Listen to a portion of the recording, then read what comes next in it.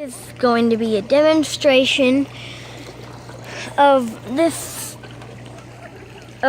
fire alarm pole station.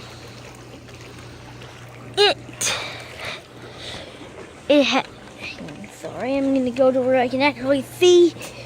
It has the standard push in, pull down. So let's demonstrate that.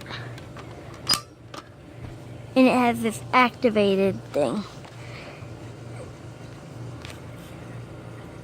Activated.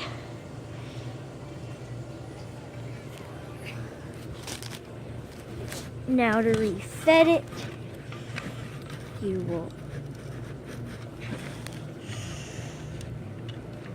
just open it there, flip the switch, and close it back.